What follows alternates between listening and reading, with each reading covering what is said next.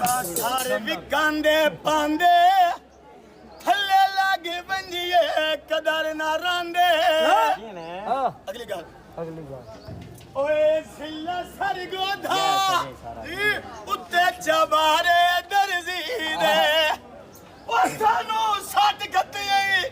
ਸਜਣ ਬਣਾ